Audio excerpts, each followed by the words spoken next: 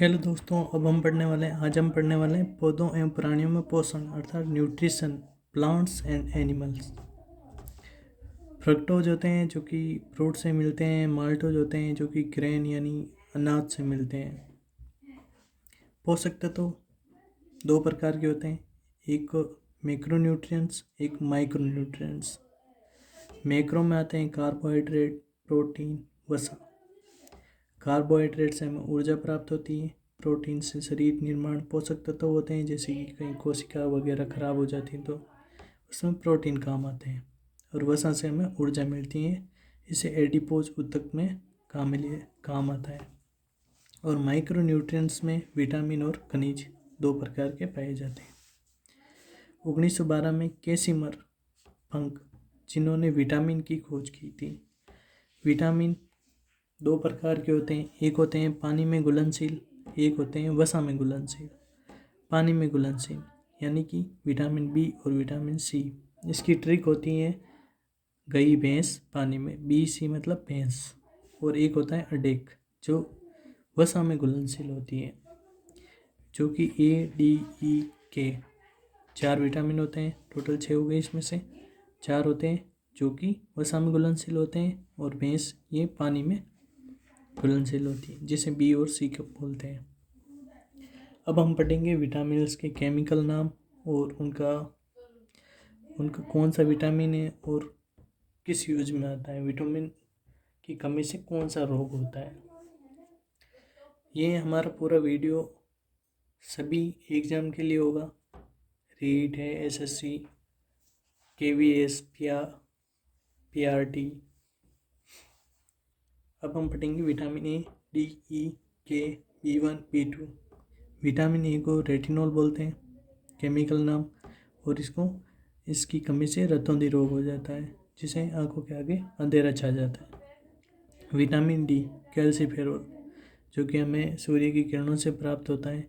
इसे रिकेट्स यानी ओस्टियोमिलिसिस, हड्डियों से संबंधित रोग हो जाता है। विटामिन ई, जिसे टेकोफोरल्स बोलते हैं, इसकी कमी से बांझपन, मांसपेशियों में कमजोरी।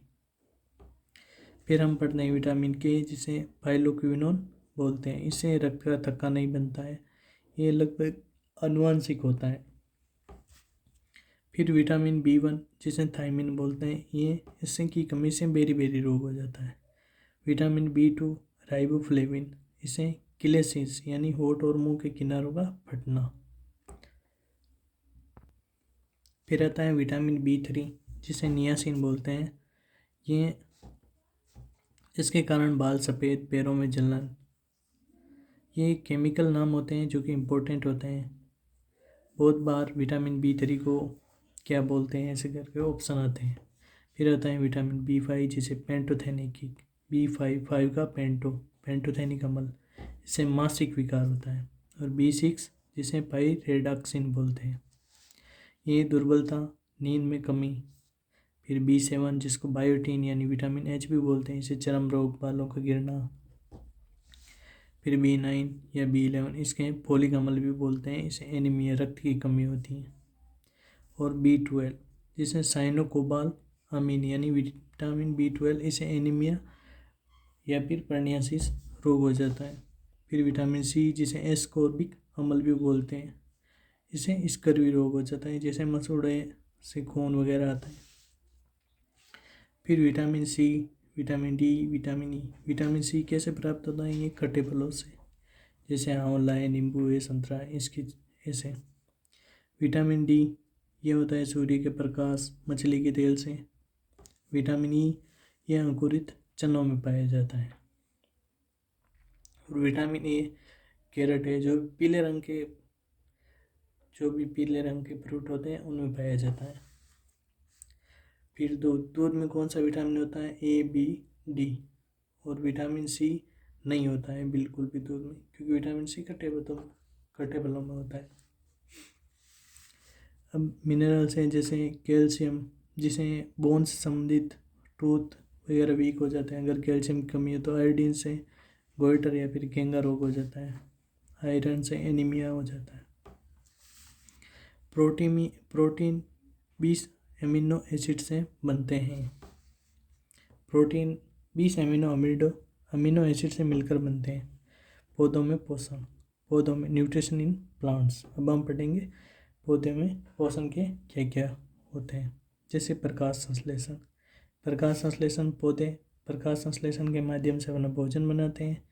इसके लिए उसको आवश्यकता होती है CO2 यानी कार्बन डाइऑक्साइड, जल और प्रकाश की। ये सूर्य के प्रकाश से क्लोरोफिल यानी कि Mg। फिर ये क्लोरोप्लास्ट, प्लास्टिड, पौधों की कोशिका से प्लास्टिड से क्लोरोप्लास्ट बनता है और क्लोरोफिल Mg से ये सूर्य के प्रकाश से भोजन बनता है। इसमें 6 CO2, 6 कार्बन डाइऑक्साइड के अणु, 6 जल के अणु सूर्य के प्रकाश और क्लोरोफिल के माध्यम से C6H12O6 यानी ग्लूकोज बनाते हैं और 6 ऑक्सीजन के अणु बनाते हैं। यानी कि भोजन के समय सभी प्लांट्स कार्बन डाइऑक्साइड ग्रहण करते हैं और ऑक्सीजन छोड़ते हैं। ये एक डार्क रिएक्शन होती है, डार्क रिएक्शन जिसे स्ट्रोमा बोलते हैं और लाइट रिएक्शन जिसे ग्रेना बोलते हैं। ये सनलाइट के माध्यम से पत्तियों पर कार्बन डाइऑक्साइड और जल से ऑक्सीजन रिलीज करती हैं।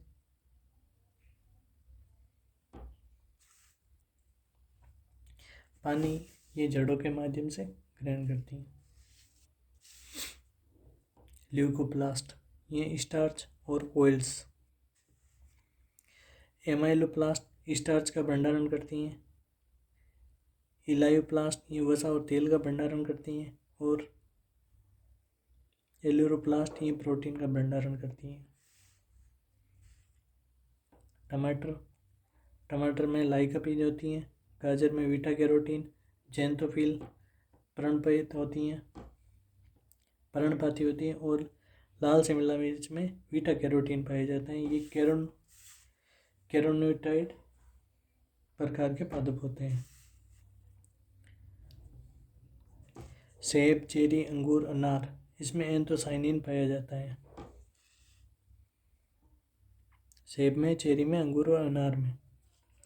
फिर होते हैं मैक्रो और माइक्रो। इनके पोषक तत्वों में कुछ अणु मैक्रो होते हैं, कुछ माइक्रो रूप में पाए जाते हैं। जैसे इनके पोषक में नाइट्रोजन भी पाया जाता है, phosphorus, potassium, sulphur, calcium, magnesium, carbon और हाइड्रोजन के कुछ अणु पाए जाते हैं। और तथा इसमें पोषक तत्वों में iron, manganese, copper, zinc, boron, chloride और मोलिब्डेनम पाया जाता है। ये सब प्लांट के पोषक तत्व हैं। शैवाल यानी अलगी कुछ अपवाद होते हैं जो प्रकाश संश्लेषण के माध्यम से भोजन ग्रहण करते हैं। उनमें शैवाल पाए जाते हैं। हरित शैवाल जिसे क्लोरोफाइटा बोलते हैं, लाल शैवाल रोडोफाइटा बोलते हैं, पीला शैवाल फाइकोफाइटा, फायर शैवाल ये पायरोफाइटा, गोल्डन ब्राउन शैवाल क्रायोसोफाइटा पाया जाता है। और शैवाल का अध्ययन फाइकोलॉजी बोलते हैं। पौधों के भागों को भोजन की आपूर्ति फ्लोएम में होती है। जाइलम और फ्लोएम 2 प्रकार की वेसल्स होती हैं, जिसमें फ्लोएम के माध्यम से भोजन की आपूर्ति होती है और जाइलम के माध्यम से पानी की आपूर्ति होती है। थैंक यू दोस्तों। हमारे प्लांट्स और जंतुओं में जितने भी न्यूट्रिशन थे, जो सारे के सारे इम्पोर्टेंट थे, वो हमने एक ही क्लास में ख़त्म कर लिए। Thank you.